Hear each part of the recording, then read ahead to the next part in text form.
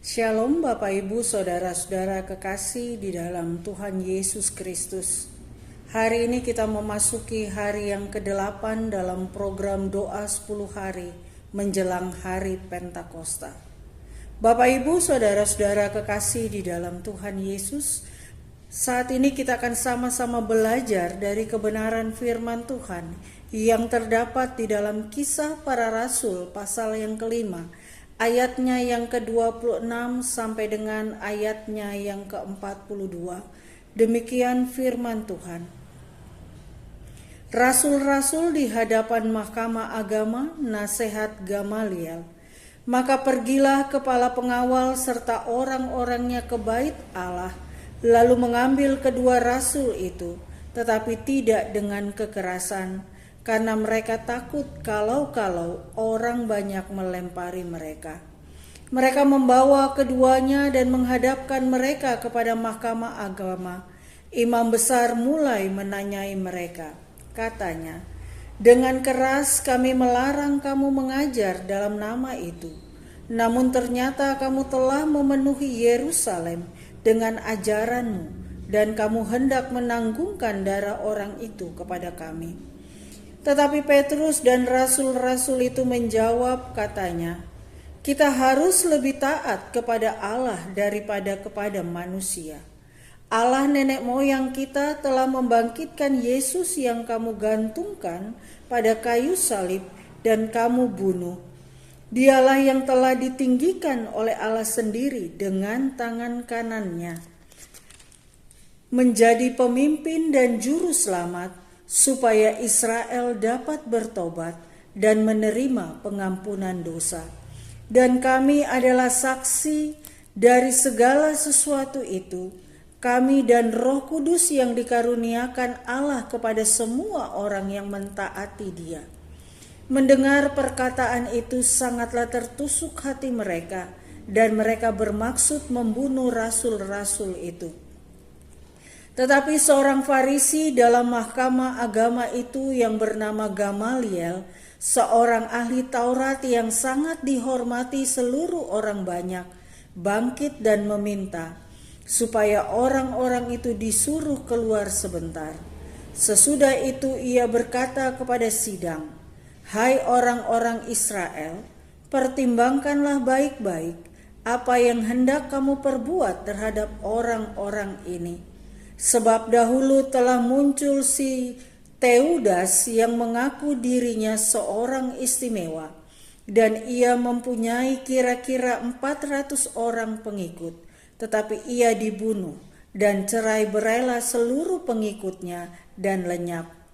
Sesudah dia pada waktu pendaftaran penduduk, muncullah si Yudas seorang Galilea.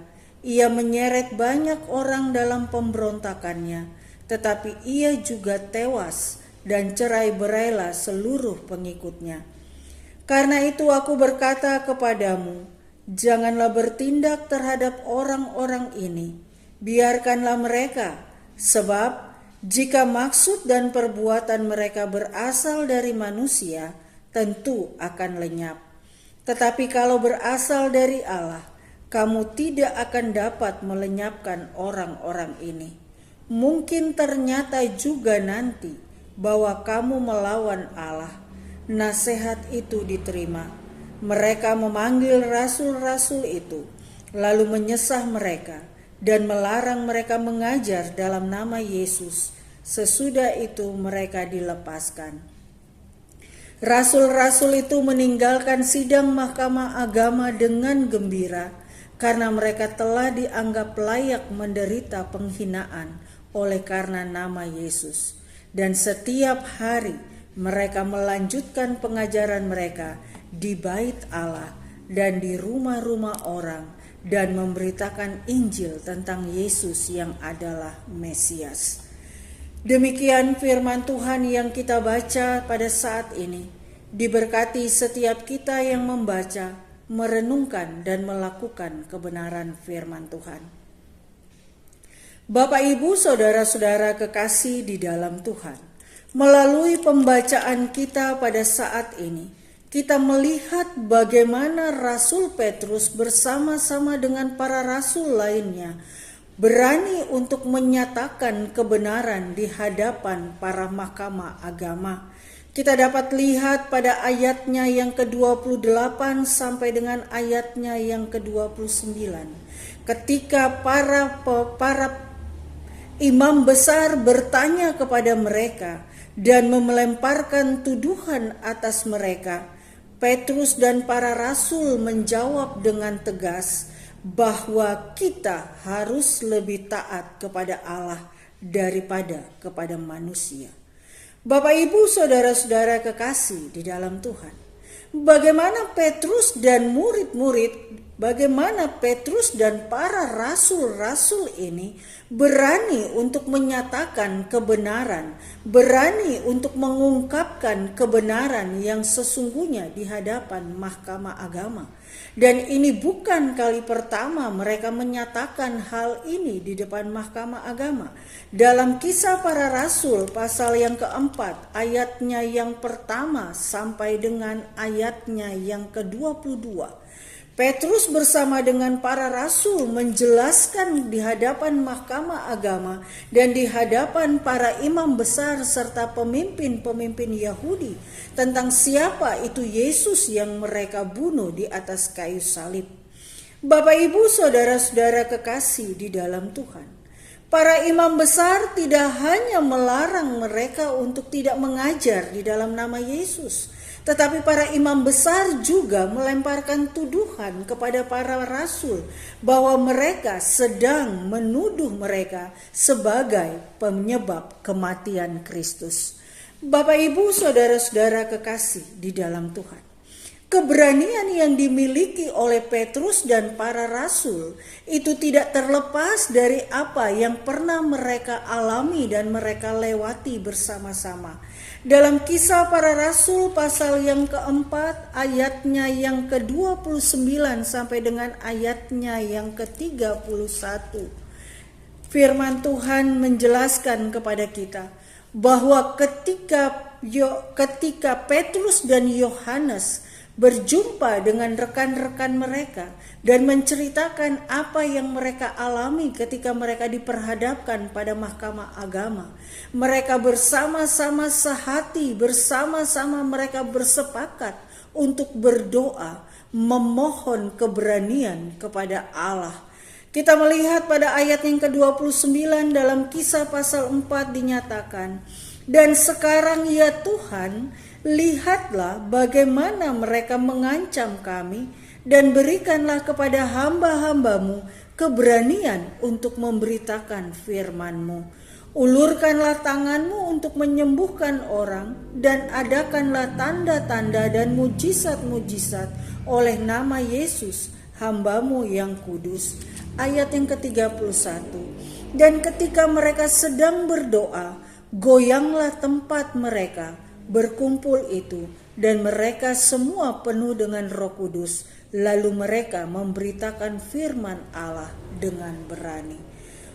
Bapak, Ibu, saudara-saudara kekasih di dalam Tuhan, lewat bagian firman Tuhan ini kita mengerti bahwa keberanian yang dimiliki oleh Petrus dan para rasul adalah hasil dari sebuah doa, hasil dari mana mereka meminta supaya mereka diberi keberanian untuk memberitakan firman Allah.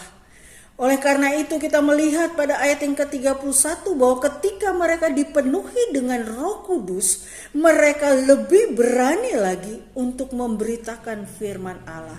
Sehingga dari perikop apa yang kita baca pada malam hari ini, kita bisa memahami bahwa Roh Kudus memberikan keberanian kepada Petrus dan para rasul untuk menyatakan bahwa mereka memilih taat kepada perintah Allah, bukan kepada kehendak manusia. Bapak, Ibu, saudara-saudara kekasih di dalam Tuhan Yesus Kristus, hal yang pertama kita akan diberi keberanian oleh Roh Kudus jikalau kita memintanya untuk dipenuhi dan diberikan keberanian untuk memberitakan firman Allah. Hal yang kedua, kita melihat bahwa keberanian yang dimiliki oleh Petrus dan juga para rasul dan setiap orang yang percaya kepada Kristus adalah kita melihat bahwa mereka hidup di dalam ketaatan.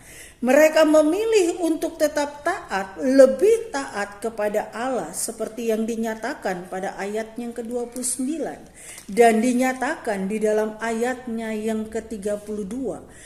Dan kami adalah saksi dari segala sesuatu itu, kami dan Roh Kudus yang dikaruniakan Allah kepada semua orang yang mentaati Dia.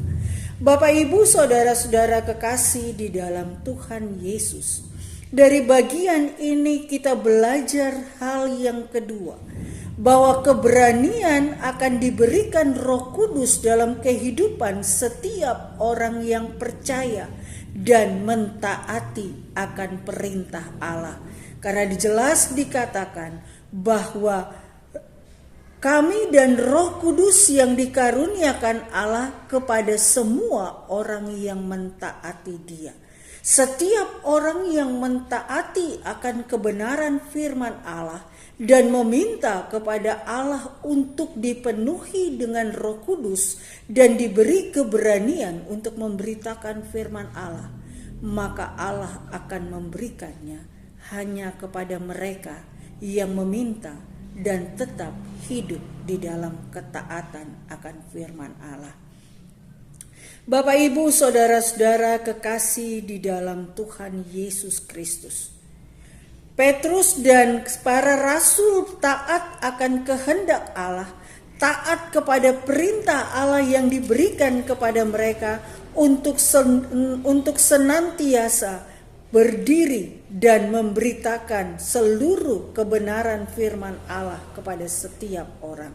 Mereka tidak mampu untuk menahan diri mereka untuk tidak menceritakan tentang siapa Yesus yang sesungguhnya, karena mereka adalah saksi dari segala sesuatu yang terjadi pada saat itu, dan mereka hidup di dalam ketaatan yang dikehendaki Allah.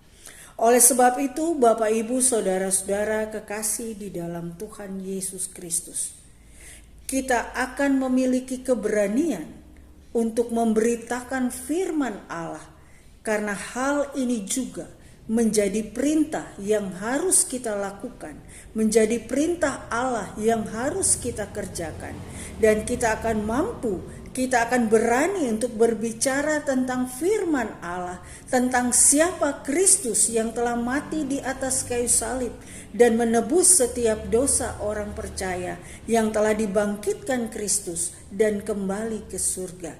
Jikalau hal yang pertama kita lakukan, kita meminta supaya Allah di dalam Roh Kudus memberikan kita keberanian untuk memberitakan firman Allah.